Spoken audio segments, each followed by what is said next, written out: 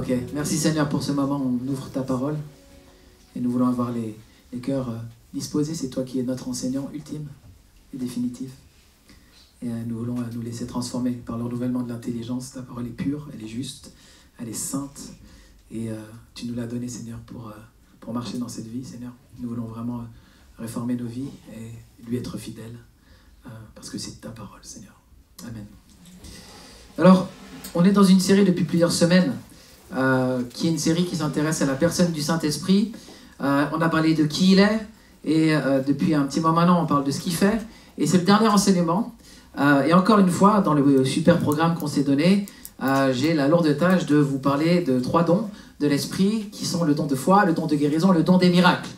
Normalement, ça, on fait en 3 mois, mais moi, je dois le faire en 1 fois. Merci les gars. Donc, du coup, je vais quand même lire un petit peu ce qui concerne ce don dans l'Épître aux Corinthiens.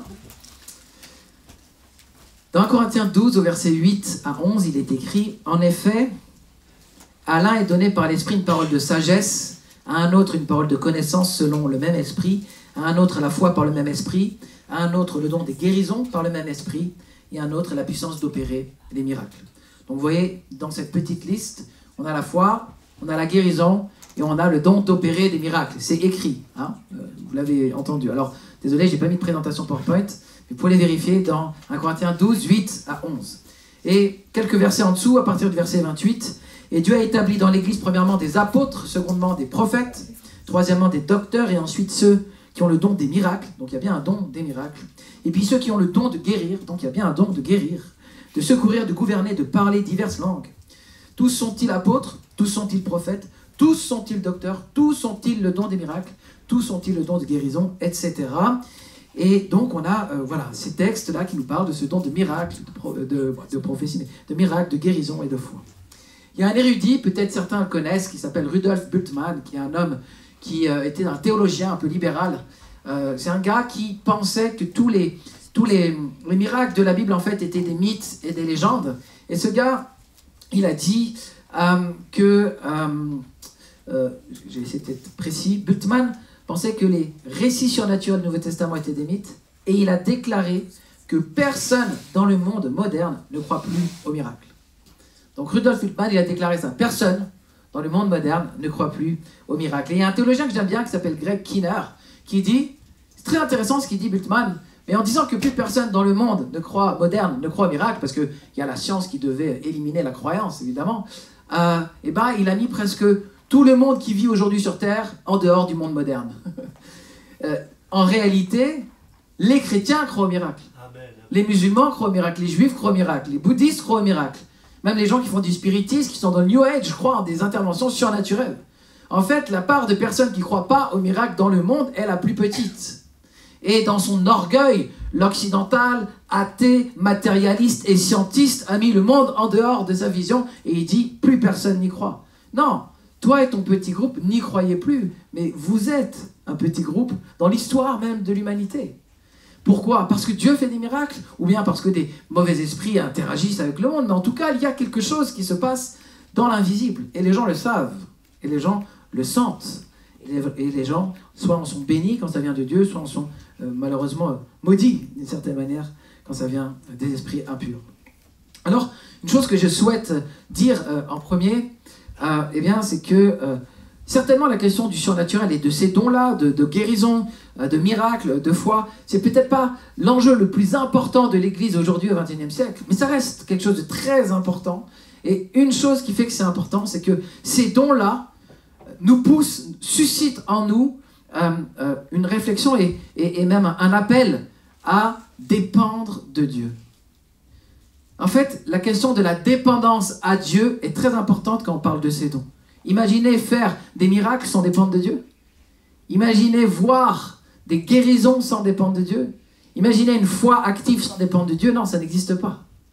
Et la réflexion sur ces dons, elle est très intéressante parce qu'elle nous interroge aussi. Où est-ce que tu en es, toi, vraiment, dans ta relation avec Dieu? Est-ce que tu dépends de lui pour tout? Est-ce que tu pourrais croire même que Dieu, au travers de toi, pourrait guérir? Et donc, ce n'est pas centré sur la puissance du miracle, c'est centré sur qu'est-ce qui se passe dans notre communion et dans notre union intime avec Dieu et comment est-ce qu'il peut m'utiliser. Et ça devrait nous intéresser. Ça devrait être au centre de notre vie chrétienne, non? Donc la question de ces dons ne doivent pas être vus comme juste des défis ou des désirs de puissance. Non, c'est au cœur de la relation avec Dieu. Je me pose la question, est-ce que je suis devenu trop sceptique pour croire que Dieu m'utilise? Est-ce que je suis devenu trop sceptique et trop ambiancé par ce petit groupe-là qui disent qu'il n'y a plus personne que eux? Ou est-ce que je peux recevoir de Dieu quelque chose de nouveau dans ma compréhension sur le don de miracle, sur le don de guérison, sur la foi aujourd'hui? La deuxième chose que j'aimerais dire avant de rentrer un peu plus en détail, c'est que ces dons dans la Bible sont donnés selon la volonté souveraine de Dieu. On aime bien, nous, être au centre du jeu. Nous, les hommes, on aime être tout-puissants. On pense que c'est nous. Non, non, c'est pas nous. C'est Dieu qui donne. D'ailleurs, ça s'appelle des dons. Des dons de l'esprit. Il y a plusieurs mots dans le grec. On ne va pas faire du grec, les charismata, etc. Mais le don de Dieu, c'est précisément la définition de ce qui n'est pas sorti de nous. C'est ce qui est sorti de Dieu et qui nous a été donné.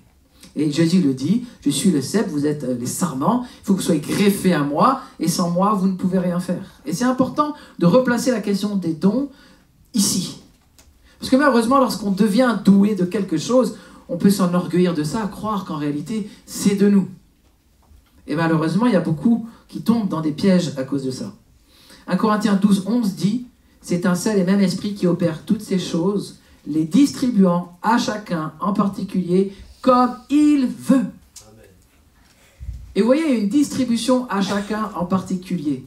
Et il pose la question, tous ont-ils, tous sont-ils? Et c'est une question rhétorique qui attire un non, en fait. Non. Tous prophétisent-ils? Ben non. Tous parlent-ils en langue? Ben non. On a vu déjà ça dans les autres sessions où on expliquait, non, le don des langues n'est pas l'ultime don absolu qui dit que tu es sauvé. Nous pouvons avoir des dons et d'autres que nous n'avons pas. Et pourtant, c'est l'Esprit qui opère toutes ces choses comme il le veut. Alors moi, je me suis converti dans une semaine d'évangélisation où il y avait un homme qui était un ancien prêtre hindou qui s'appelle Ram Babu, qui est devenu chrétien. Et c'était une semaine extraordinaire. Et je peux dire que cet homme qui est un grand évangéliste avait un don de guérison. Et ce que j'aimais bien chez Ram Babu, c'est qu'il y a plein de choses que j'aimais bien. Mais une chose que j'aimais bien, c'est qu'il disait « Non, c'est pas moi qui guéris, c'est pas moi qui guéris, c'est pas moi qui guéris. » Et ça a l'air un peu contradictoire, parce que Jésus, il dit dans l'évangile « Allez, guérissez, c'est nous qui guérissons. » Et Ram Babu, il était conscient de ça, mais en disant ça, il disait « Non, mais ce n'est pas de ma puissance, ce n'est pas de moi. Si vous avez à dire merci à quelqu'un, ça a dû rendez-lui gloire à lui, c'est lui qui vous sauve. » Les dons spirituels sont des dons de Dieu qui démontre sa compassion à lui, son amour à lui, son cœur à lui et qui pointe vers qui il est.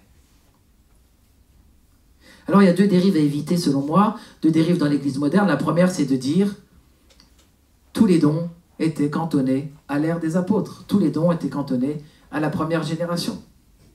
Et moi, je mets au défi tous les théologiens de France et de Navarre de faire un débat avec moi sur ce point et de trouver un verset de l'Écriture qu'ils ne tordent pas pour pouvoir arriver à cette conclusion. L'Église du 1er siècle avait besoin de ces dons, et nous aurons besoin de ces dons jusqu'au retour de Jésus. Et c'est exactement ce que disent ces textes.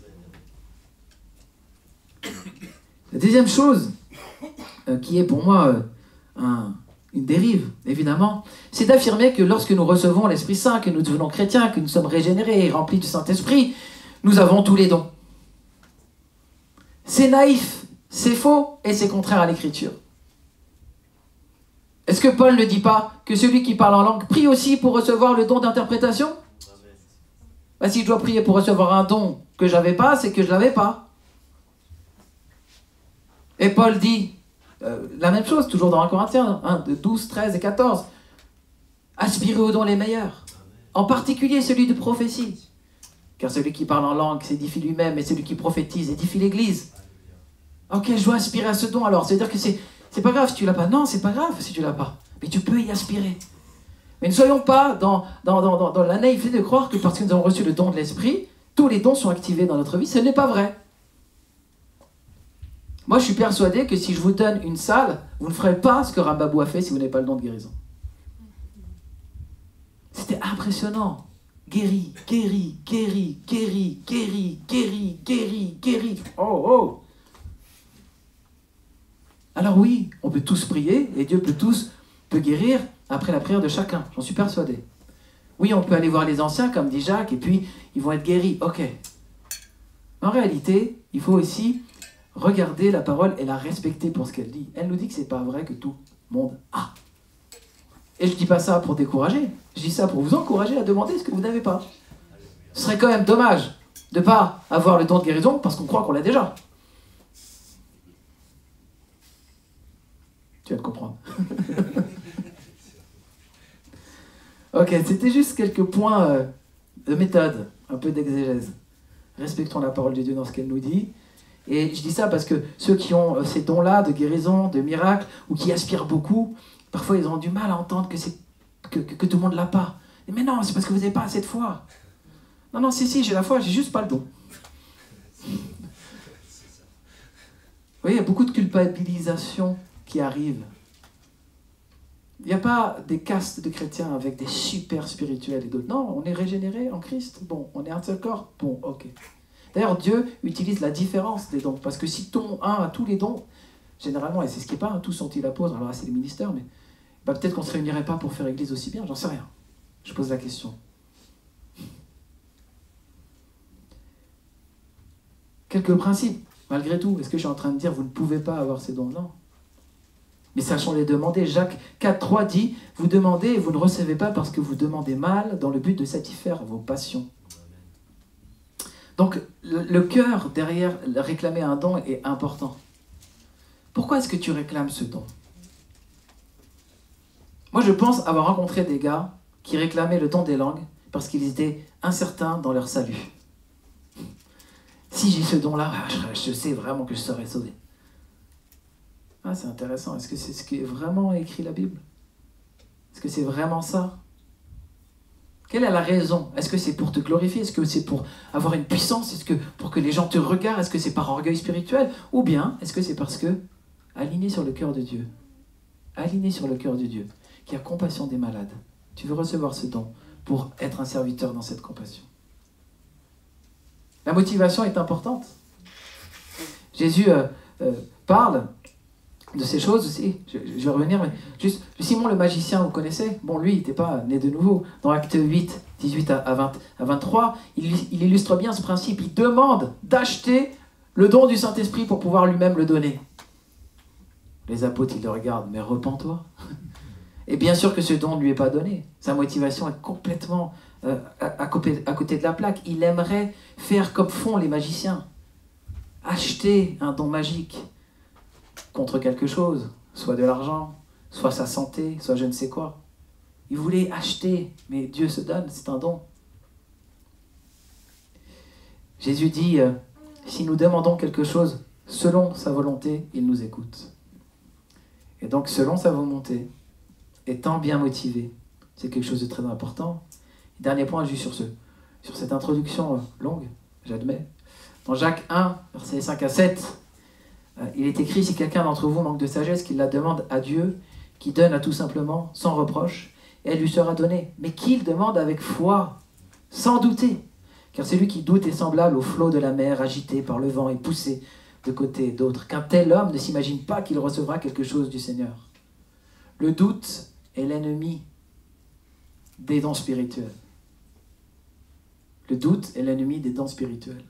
C'est dans les milieux où le doute est mis, Descartes, et même pas Descartes, parce que Descartes, il doutait pas en vrai, mais bon.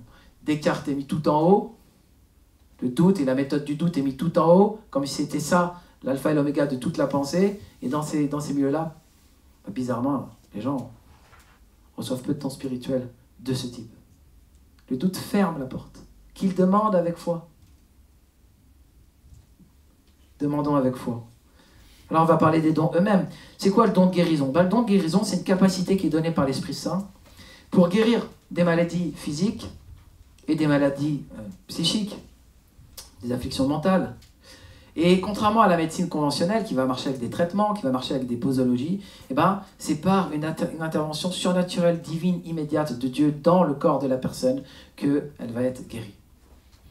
Donc c'est ça le don de guérison, et Dieu donne à certains la capacité de prier pour que cette action divine se passe au travers eux. Et la guérison peut se passer parfois de manière immédiate, comme par exemple quand la femme qui a la perte de sang touche le vêtement de Jésus, elle est guérie immédiatement, par exemple. Et vous allez voir l'aveugle de Bethsaïda, il a été guéri en 2 fois, par exemple. Donc c'est pas une excuse quand parfois on dit on va reprier, Dieu peut encore agir. Non, on prie et on reprie et parfois il y a des successions dans la guérison. Mais en fait, il y a aussi un espace biblique pour ça et on l'accepte. Jésus est l'exemple majeur de comment le don de guérison s'exprime. Il est écrit dans Matthieu 9, 35, « Jésus parcourait toutes les villes et villages, enseignant dans leurs synagogues, prêchant l'évangile du royaume et guérissant toutes les maladies et toutes les infirmités. » Donc Jésus, il se balade et il guérit tout le monde. Il guérit tout le monde. Je ne suis pas en train de vous dire qu'on est toujours guéri quand on prie pour nous, mais je suis en train de vous dire que Jésus, lui, il guérissait tout le monde.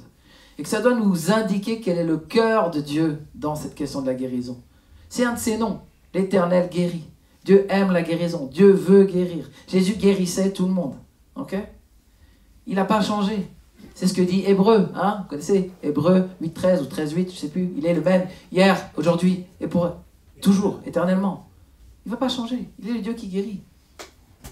Et il a confié à son Église. Si vous allez dans Marc chapitre 8, il est dit que Jésus en appela 12 pour être avec lui. D'abord pour être avec lui, la relation.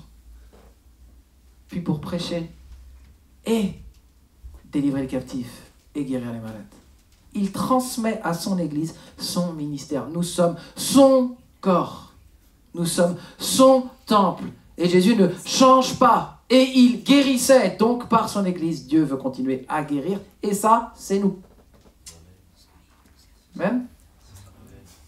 Ah, merci. Amen.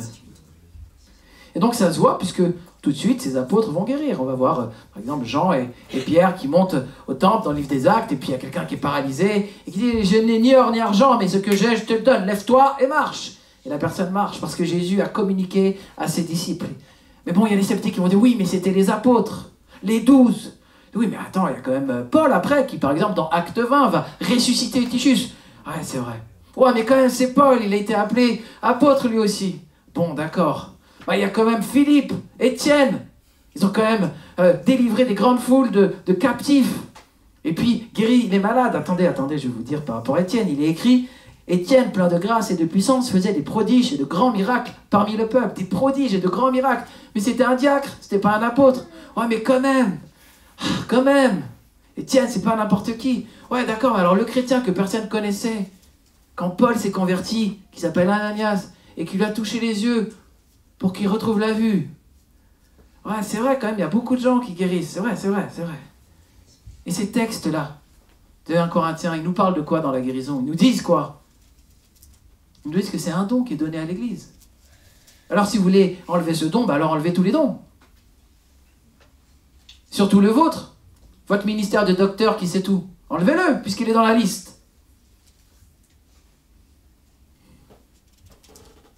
Je dis personne.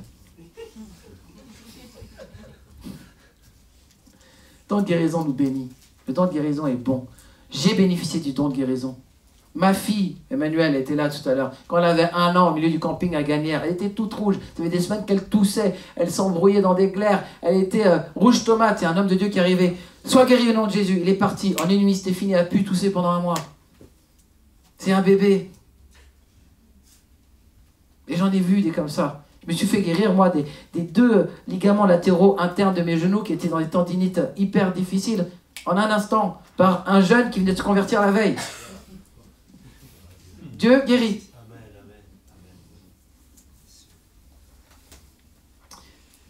C'est par des contorsions de la parole et c'est souvent parce qu'il y a le doute, parce qu'aussi il y a des désillusions, parce qu'aussi il y a des charlatans, des faux prophètes et des gens qui font des fausses guérisons que les gens ne croient plus. Mais c'est certainement pas parce qu'ils sont soumis honnêtement à ce que dit l'Écriture.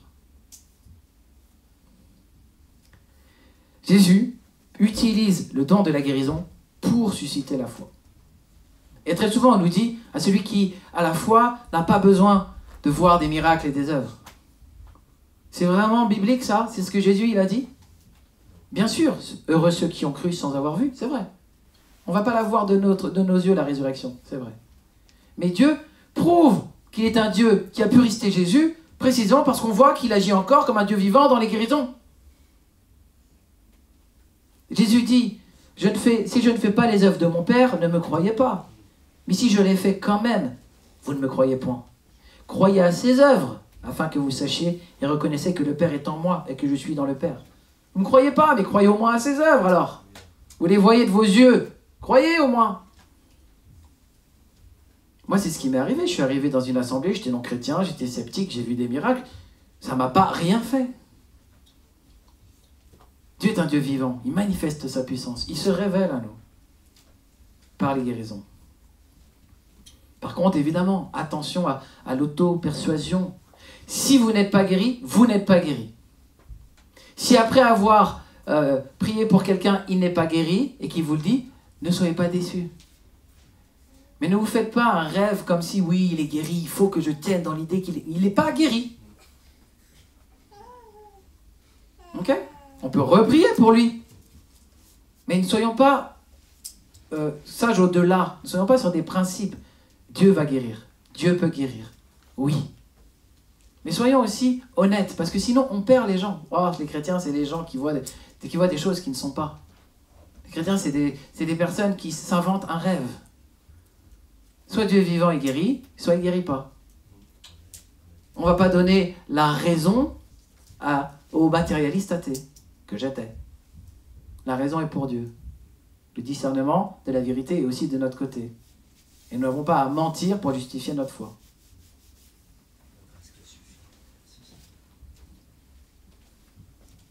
Ça, c'était le petit côté tirage de moustache. Le don des miracles, il se différencie du don de guérison en ce que le guérison est lié à une personne dans son corps. Mais les miracles s'adressent à des choses surnaturelles que Dieu fait dans le monde physique bien au-delà. Quand Moïse prend son bâton et il prie et la mer Rouge s'ouvre en deux. Alors désolé, j'ai dit la mer Rouge. Il faut qu'on arrête de dire la mer Rouge, c'est la mer des roseaux. On fait tous cette erreur. La Bible, c'est la mer des roseaux. Okay. Il ouvre la mer des roseaux en deux et elle s'ouvre. Ben voilà, ça c'est un exemple, par exemple, de ce qu'est un prodige, un miracle, un signe. Il y a plusieurs mots. Plusieurs mots, mais je peux revenir là-dessus rapidement tout à l'heure. Mais comprendre ce que c'est un miracle. Quand Jésus calme la tempête, c'est un miracle. Donc on n'est pas dans la guérison physique, on est dans autre chose. Et quand un incendie est arrêté sous la salle des jeunes qui prient, c'est un miracle. Et c'est pour aujourd'hui. Ok ? Et 40 ans plus tard, on s'en souvient encore parce que ça nous a marqué. Ça a motivé notre foi. Et c'est l'intérêt du don des miracles. Le don des miracles est là, encore une fois, pour susciter notre foi, nous rappeler combien Dieu est grand, combien il est souverain sur les événements, combien dans des situations impossibles, ça devient possible. C'est exactement ça, le don des miracles. Là où la situation était fermée, elle s'ouvre, la mer s'ouvre, et l'armée tout entière est plongée dans l'eau. Ce n'est pas uniquement pour les grands moments du salut, c'est pour l'Église. Et je ne dis pas qu'on aura... tous des mers rouges qui s'ouvrent en deux. Oui, il y a des grands miracles spécifiques au temps du salut que nous ne retrouverons pas. C'est vrai aussi. Mais les prodiges sont donnés par Dieu, par son Esprit Saint, à l'Église. Et c'est ce qui est dit aux Corinthiens. Et ce qui est dit aux Corinthiens, c'est dit par l'apôtre des païens. Donc c'est dit pour nous.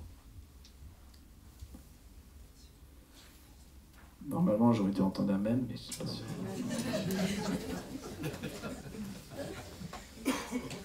Juste une petite précision, il y a au moins 3 mots en grec. Donc le mot miracle, il peut être traduit par un mot qui en grec, c'est dynamis. Vous voyez, il y a quelque chose qui est dynamique, c'est cette idée-là. C'est la puissance qui est manifestée. Donc vous trouverez en grec le mot dynamis, c'est un acte de puissance.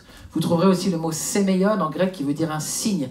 Donc un miracle, c'est aussi quelque chose qui est un signe qui pointe vers Dieu, qui amène à voir la présence de Dieu, qu'il est là. Et puis il y a un autre mot qui est le mot terrasse, qui lui veut dire quelque chose d'impressionnant. Et ça ne veut pas forcément dire qu'il y a 3 catégories de miracles très différents. La résurrection est à la fois un signe, et à la fois quelque chose d'impressionnant, et à la fois un acte de puissance de Dieu, d'accord ? Donc c'est un peu mélangé, mais ça donne une facette un peu général de ce qu'est un miracle. Et donc voilà, comme je l'ai dit, ces miracles, le don des miracles permet de donner confiance que Dieu change toutes choses comme il le veut et quand il le veut. Et le plus grand des miracles, c'est la résurrection. Alors certains diront non, c'est la création, mais bon bref, on ne va pas rentrer dans les débats. J'ai quand même envie de donner quelques repères pour ne pas tomber dans des pièges, parce que la Bible nous parle des faux miracles. Hein? Il y a des faux miracles, et il y a des vrais miracles. Et il y a l'existence donc de ces faux miracles. On voit par exemple avec les magiciens qui sont autour de Pharaon, qui font en fait des miracles comme Moïse. En fait, on voit un bâton qui se transforme en serpent. Donc en fait, il y a des puissances qui permettent des choses, alors que ça ne vient pas de Dieu, et qui ont une semblance d'être un miracle de Dieu. Et là-dessus, nous devons avoir du discernement. Et c'est très bien, puisqu'on avait déjà parlé du don de discernement des esprits. C'est enregistré, donc vous allez l'écouter. La Bible nous met en garde contre les faux prophètes. Et ils vont arriver, ils vont faire des faux miracles. L'Antéchrist est décrit comme celui qui va faire des miracles et des prodiges. Dans les cieux, il fera même descendre du feu pour impressionner. Donc, nous devons être dans le discernement de savoir qu'est-ce qui est de Dieu et qu'est-ce qui n'est pas de Dieu. La bête, dans l'Apocalypse, c'est elle qui est aussi l'Antéchrist, donc il y a plusieurs passages. Mais en tout cas, dans 2 Thessaloniciens 2, il est dit toute espèce de miracle, de signes et de prodiges mensongers. Donc il y a des signes, des miracles et des prodiges mensongers. Quand vous avez vos amis qui disent « je suis allé voir le coupeur de feu, le rebuteux, etc. » il s'est passé quelque chose, on ne dit pas qu'il ne s'est pas passé quelque chose. Mais c'est l'esprit, le père du mensonge qui est derrière ces choses. Qu'est-ce qui a été pris en échange? Une autre partie de ta santé? Qu'est-ce qui a été pris en échange? Déjà de l'argent. Ce sont des miracles mensongers. Alors quelques critères bibliques pour discerner. Déjà le fruit spirituel à long terme.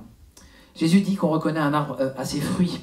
Et donc les miracles de Dieu, ils mènent à la piété, ils mènent à la repentance, ils mènent à la crainte de Dieu.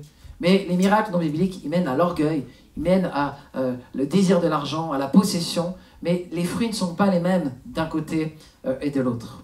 Les miracles qui viennent de Dieu, ils amènent à la glorification de Jésus. Les miracles qui ne viennent pas de Dieu, ils mènent à la glorification de l'homme et des démons.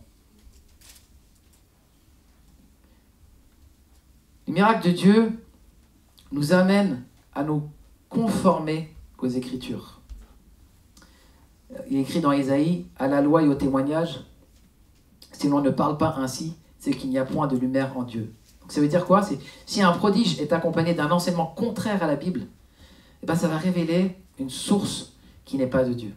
Donc vous avez un miracle, et à côté vous avez une fausse doctrine, un faux enseignement. Et ça en fait, ça arrive tout le temps, et je suis sûr que même sur YouTube, vous voyez des pasteurs, et vous vous dites, mais j'ai l'impression qu'il dit n'importe quoi, mais quand même, Dieu doit être avec lui, parce que regarde les signes et les prodiges. Et on n'a pas le discernement de se dire, attends, il dit n'importe quoi, sur des plans clairs doctrinalement, mais parce qu'il y a des miracles, on va lui accorder crédit. Vous êtes sûr qu'on doit faire ça? Mais c'est un pasteur, c'est un homme de Dieu, il parle de Jésus. Ouais, moi j'en connais qui disent que la Trinité est une grande hérésie et que ceux qui pensent ça ne sont pas chrétiens et que toute l'Église, dans son histoire, n'est pas chrétienne. Mais moi, le grand pasteur qui sait tout, comme je fais des miracles, j'ai raison. Ce sont des faux docteurs, il faut qu'ils se repentent. Arrêtez d'être impressionnés. La puissance de Dieu n'est pas fait pour nous impressionner dans le sens où on va louer un homme et on va dire oh, lui, vraiment, lui, alors lui, il a la puissance. Non, on va dire waouh, au travers lui, l'Esprit Saint se révèle. Au travers lui, Jésus-Christ est glorifié, Jésus-Christ est magnifié. Quelle humilité, quelle soumission à l'Écriture, quel enseignement juste et correct. Il ne faut pas que nous fassions avoir. Évidemment, la confession de Jésus-Christ est un des fruits aussi des vrais miracles. Il est écrit dans 1 Jean 4, 1, 3, ces gens qui parlent, ne croyez pas, de ne pas croire tout esprit, mais d'éprouver les esprits. On éprouve les esprits. Si quelqu'un ne croit pas que Jésus est venu en chair, il n'est pas de Dieu. Il a l'esprit d'Antéchrist. Je ne vais pas tout dire, mais vous avez une grande liste. En tout cas, pour discerner, il faut se nourrir des Écritures. Il faut prier pour avoir le discernement. Il faut réussir à observer les motivations de la personne.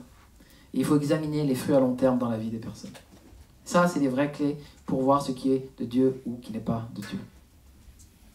Puis finalement, le don de foi, le troisième don qui nous intéresse, c'est un don qui est donné par l'Esprit Saint à un croyant de croire absolument, fermement et inébranlablement, je savais que j'allais rater, que Dieu est capable de faire des choses impossibles. C'est Dieu qui dit ça, non? À l'homme, il dit, vous ne pourrez rien faire sans moi, mais il dit, à Dieu, tout est possible. Et presque certaines traditions religieuses vous culpabilisent de croire que à Dieu, tout est possible.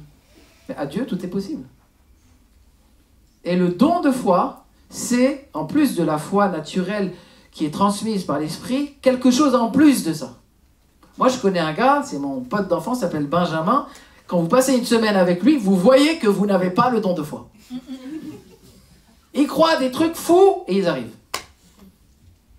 Quand Paul était dans le bateau, dans le livre des Actes, et que le bateau va se cracher, Paul, tout seul au milieu du bateau, tout le monde est en train de pleurer, il dit non, nous vivrons et nous irons sur le rivage. Il a un don de foi.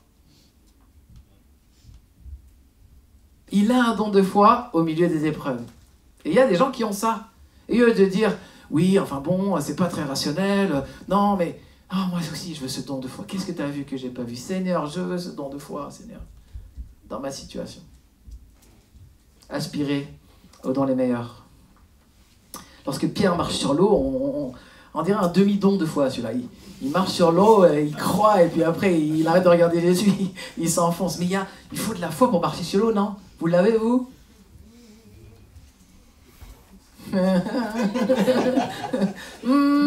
Bof. Voilà.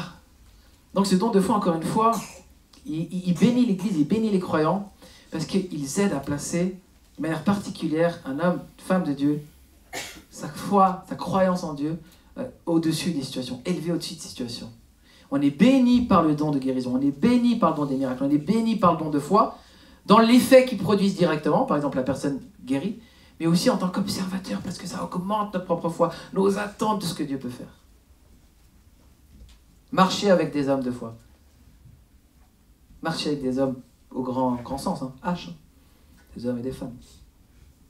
Il y a quand même une dérive par rapport à ce don de foi, et ça me tient à cœur d'en parler, c'est que le don de foi biblique est confondu et renversé de manière un peu subtile dans ce qu'on appelle l'évangile de la prospérité par la parole de foi. Et là, je vais vous dire, je pense que plein ici sont en confusion par rapport à ça, et certains entrent dans la parole de foi. Et il faut sortir de ça, et il y a une grande différence entre le don de la foi, donné par Dieu, et la parole de foi tel qu'il est prêché dans le faux évangile de la prospérité. Le don de foi n'a pas la même origine que cette pratique de la parole de foi. Et je vais essayer de vous expliquer ça. Vous savez, la parole de foi, c'est « je proclame si ». Et parce que j'ai proclamé, ça va arriver. Okay? Parce que je suis un enfant de Dieu, ça doit arriver. Le problème, c'est que dans le don biblique de foi, l'origine, c'est Dieu. Dieu et l'Esprit Saint est la source de ce qui va se passer, et la source de la foi qui est transmise à la personne. Dans la parole de foi, c'est plutôt une pratique humaine basée sur l'autorité de ma parole. On déplace un peu le curseur, elle n'est plus vraiment en Dieu, elle est dans la force et l'autorité de ma parole. Et on ne se rend pas compte qu'on passe de l'assurance du Saint-Esprit à une forme d'orgueil un peu charnel. Vous voyez? C'est très subtil, mais en fait on coupe en réalité quelque chose d'absolument essentiel, c'est la dépendance à Dieu. Et on coupe aussi l'écoute de Dieu. Parce que vous verrez que les gens qui proclament la parole de foi, c'est très souvent pour le succès financier. C'est bizarre quand même que ces gens qui ont la parole de foi n'ont pas la parole de foi pour aller à Jérusalem et mourir à la croix. Parce que si on écoute vraiment Dieu, peut-être qu'il nous emmènerait là où on n'irait pas.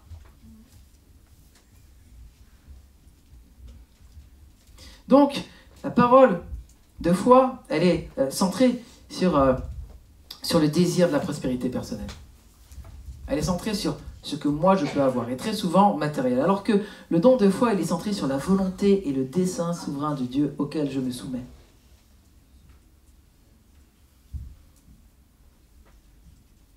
Le don de la foi biblique, il fonctionne selon la volonté de Dieu, il est distribué selon la volonté de Dieu. Mais la parole de foi, c'est une activité par déclaration verbale, affirmation verbale. Je pense que c'est une forme de toute puissance cachée, orgueilleuse. Et du coup, l'un produit dans les résultats, eh bien, la réalisation de la volonté de Dieu. Cette foi amène à la réalisation de la volonté de Dieu. Qu'elle nous plaise ou qu'elle ne nous plaise pas, qu'elle nous mette dans le confort ou qu'elle ne nous mette pas dans le confort, c'est la réalisation de la volonté de Dieu. Je pense que c'est par la foi que Pierre a pu témoigner et qu'il a été crucifié la tête à l'envers. Alors que la parole de foi, très souvent, elle débouche sur des attentes déçues. Proclame que tu as cette maison et visualise-la. Et 10 ans plus tard, on est toujours dans la pauvreté.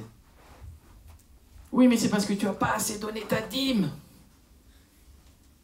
Cette dîme qui permet à ces gens de s'enrichir énormément et de dire, vous voyez, nous, on a la vraie foi. Croyez-nous quand vous dites de proclamer la parole de foi, ça marche pour nous. Non, c'est parce que c'est une bande de voleurs.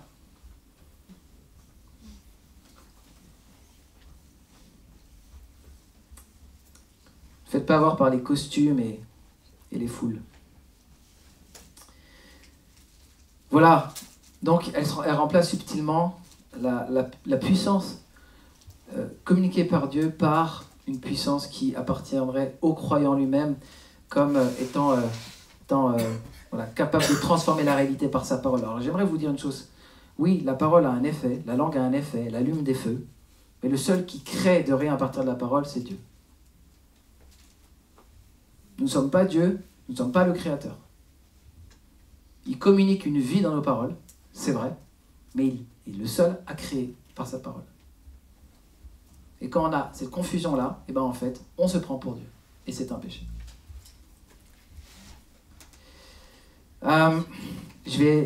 J'aurai quelques autres choses.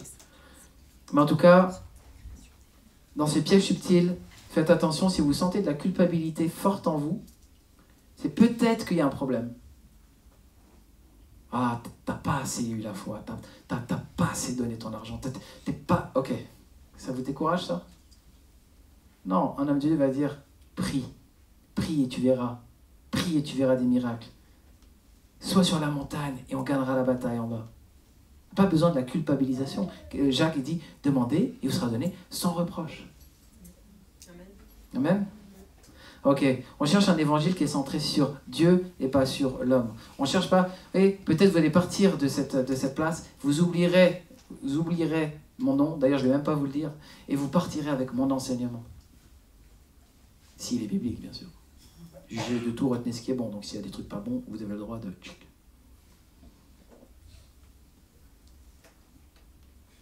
Voilà, ne confondons pas la parole, la foi et la pensée positive. Et encore une fois, ça ne veut pas dire qu'on ne doit pas avoir nos pensées dirigées vers ce qui est juste, sain, pur, agréable. Ok, on dirige nos pensées vers lui. Mais la pensée positive qui est dans l'homme et qui se motive, voilà, moi j'ai une pensée positive, c'est pour ça que je vais réussir. C'est bien en fait, ça ne marche pas, parce que la nature de l'homme elle est corrompue et sans le lien avec Dieu, il n'y a rien de positif qu'on arrive à faire. J'ai fini par rapport au contenu. Ce que je veux dire en conclusion, c'est que les dons de foi, les dons de guérison et les dons de miracles nous rendent plus comme Jésus. Une des motivations pour les avoir, c'est que si je les ai, je suis un peu plus comme Jésus. Parce que Jésus, il fait des miracles, parce que Jésus, il a une foi évidemment absolue. Okay, il a confiance en son Père.